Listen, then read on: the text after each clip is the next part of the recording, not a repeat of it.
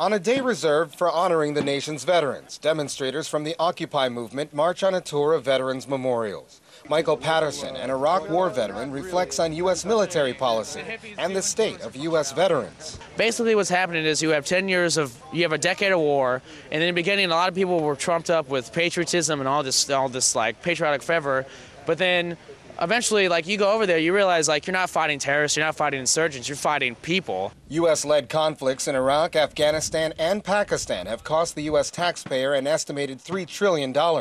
More than 6,300 servicemen have been killed. Where's it? One, no one really knows where that money's going. Two, I can tell you they don't spend it on personnel because, I mean, I'm a vet, I have PTSD, and I can't even really get treatment for it. It's difficult. Like, it takes a while, and then they just don't go about the right way. Back in the U.S., away from the war zone, challenges continue. According to the U.S. Bureau of Labor Statistics, the unemployment rate for veterans of the Iraq and Afghanistan wars is higher than the nationwide average.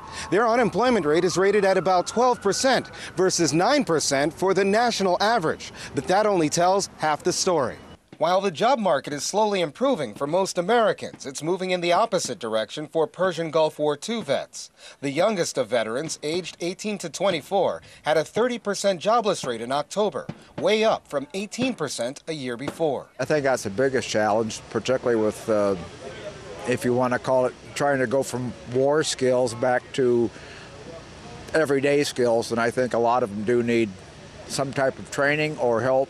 Newly proposed legislation to help veterans is expected to pass. This week, the Senate approved legislation as a small part of President Obama's jobs bill, designed to help unemployed veterans and companies doing business with the government. When I came back, I only had one skill, and you know what that was, yeah. So, but I finally, you know, I think that's important, so.